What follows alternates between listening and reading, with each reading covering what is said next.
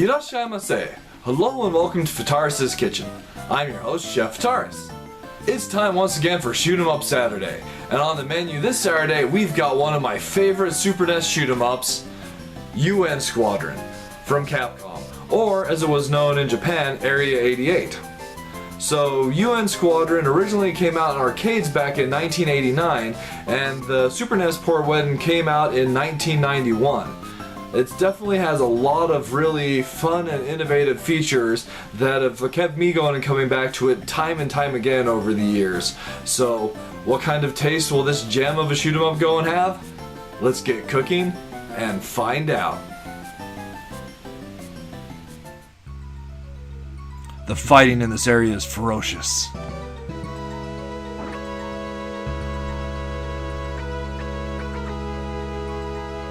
Only fate will determine if we live or die.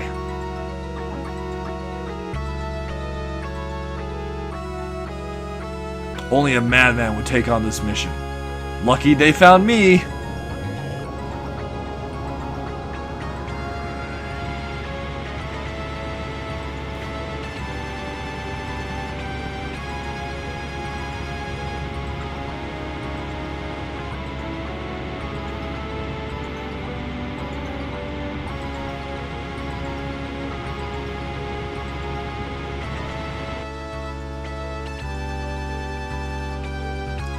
UN Squadron.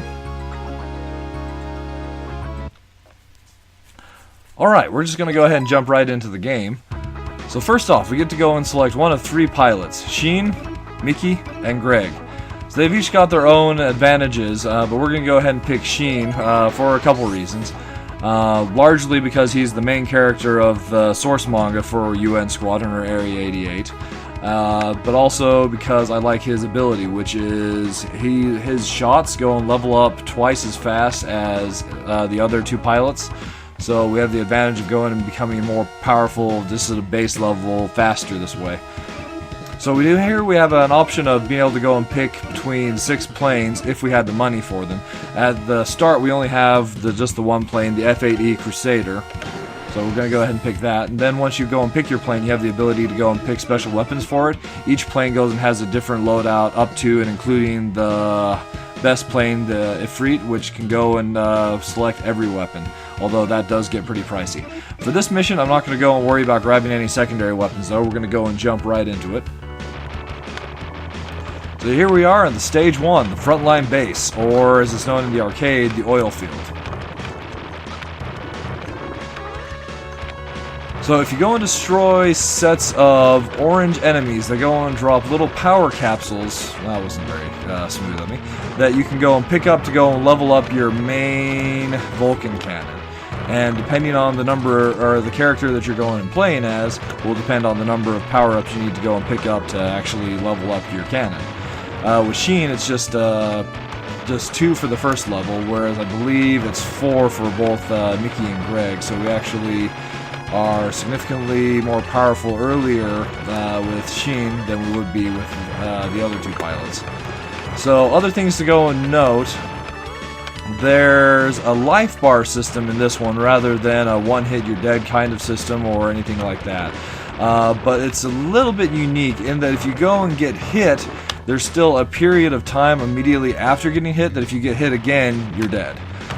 So most enemy shots usually go and deal 1 bar of damage to your life, whereas if you take a big shot like I just did there with the missiles, that'll actually go and be 2 bars of life. The first boss, the large missile launcher, is a piece of cake. His shots are really easy to avoid since he goes and fires in that straight pattern. You just have to really worry about the homing missiles. Then once we're finished, we go and get a nice little Mode 7 victory screen. This is just the beginning. So here's one big difference between the arcade and the Super NES port. The ability to go and pick your stage that goes and comes next. So the game is non-linear that way. In the arcade mode, or rather the arcade version, you'd be going and up against the Air Force by default, and then it would go and be the desert base, then it would be the forest base, and the battleship, and then I'm not sure where it goes from there. But in the Super NES port, it's actually... we have the option of going and picking which stage we want to go and play, which is a really great feature, and it's one of the strengths of this title, this port, I feel. Another thing that's interesting about it is there are the 3 stages that are going and moving, the 2 air forces, and then there's also a sub that goes and shows up that once it shows up, every other turn you'd have the ability to attack it. But if they go and get within immediate range of your base, then you're forced to go and fight that unit regardless of if you wanted to or not. So one possible way you can handle things is to go and grind through the fixed stages and then go and tackle those when they come up, or you can just go and jump in there, which is what we're going to do. We're going to go ahead and take on this Air Force. They might have stealth capabilities. It's okay, we don't have anything that can go and lay home anyway, so we're totally fine. I'm going to go ahead and pick the full loadout for this stage. So here we are at the Air Force stage. It's got a nice set of parallel scrolling clouds with lightning effects and somewhat awesome lightning sound effects going and playing in the background. So hopefully I can get enough power to go and get the 3rd level shot. This will help out on this stage immensely. So, as you might have noticed, the vast majority of the enemy fighters that we go and fight against in this game are based on real-world air fighters. In the case of what we're going and flying right now, an F8 Crusader, and these big ones kind of look like they're versions of the Froggers. I'm not sure what the blue ones are, but still, it's kind of nice to go and have just that little touch of realism to the game itself. And I believe all but maybe the last 2 planes available for your characters to go and select from are real-world planes as well. Although the F-20, which is in the arcade version, the characters only had just their default plane, and that was all you could go and fly as with them. So that also changed up the mix of who you would go and pick for the arcade significantly. But with the Super NES port, we can go and fly any plane with any character, which is nice. But with the arcade version, Sheen's default plane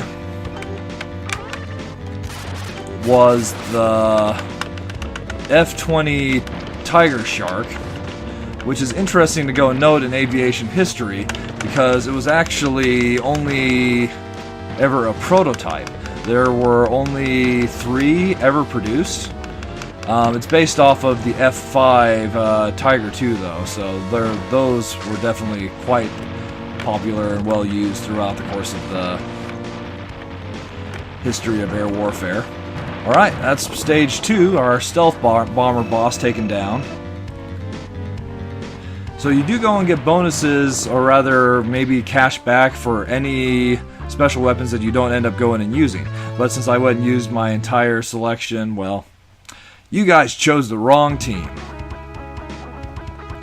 Moving on to the desert stage. So anyway, Mickey's default plane was the F-14 Tomcat, and Greg's is the A-10 Thunderbolt II. We don't have quite enough for another plane, which is unfortunate, but so be it. We'll just take a go at it. So as far as similarities between the game UN Squadron Area 88 and the actual manga, the only similarities that are present are pretty much the characters and the setting Area 88 itself.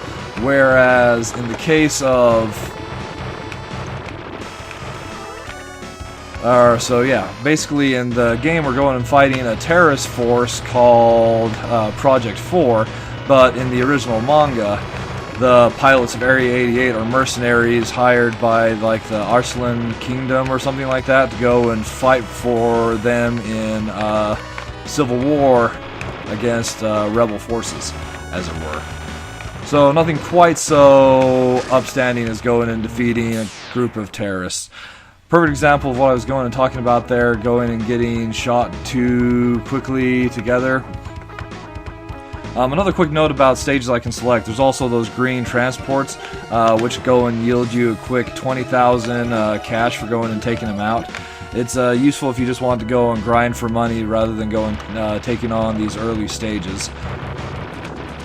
But even still, since you're going and trying to get up to 1 million for the best plane, if that's your goal, it can definitely go and take a while.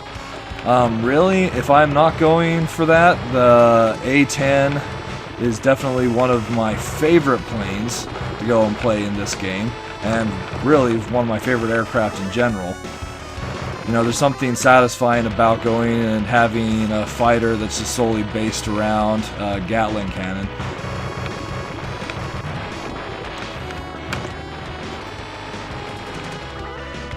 That was actually a really big waste of that enemy clear, but that's okay. In true early Super NES fashion, there is slowdown, so... Another fun feature that I'm sure you've noticed to this point, but I haven't actually talked about, is the addition of hidden power-ups throughout the course of the stage. That's just kind of a Capcom shoot-'em-up hallmark, where you go and have various items hidden in the various points in the stage that if you go and happen to know where they're at and shoot, then you can definitely go and yield some big benefits out of those. We actually have a pretty good example of that coming up right here at the end. This weapon rack here, if once I go and pick it up, it will go and give me extra weapons in each of my weapon categories. So here we are at the boss of our third stage, the ground carrier. So its weak point is, as you would go and guess, the missile launcher that goes and pops up out of the center. But largely due to the way that it goes and attacks, there's a perfectly good safe spot pretty much right here at the top of the ridge that you see in the background. Once you've gone and cleared out the elevator for the planes as well as the missile launcher directly below you, you can just kind of sit there and take it out. Easy as can be.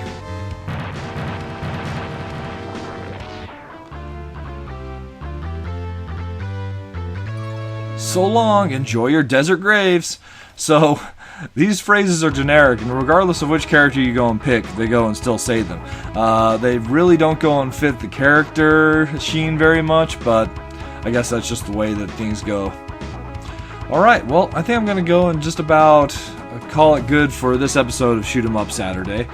Definitely, if you have interest in the 16-bit realm of shoot-'em-ups, UN Squadron Area 88 is by far one of my favorite titles for the Super Nintendo.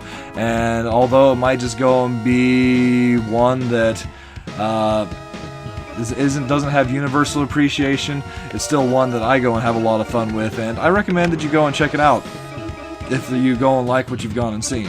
So I went and just purchased the F-14 Tomcat, and here's its selection of weapons. It goes and has the clusters I've been using, although it does come with more of them. It also has the Super Shell, the Thunder Laser, and of course the Mega Crush. All the planes do go and come with that one. We'll load up. It gets nice and expensive when you go and have the better planes. So as always, I want to thank you so much for coming out and joining me for Shoot 'em Up Saturday. If there are any other shoot-'em-ups that you think I should go and feature on the channel, or other games that you would like me to go and see me play and or review, by all means, please go and leave those in the comments below.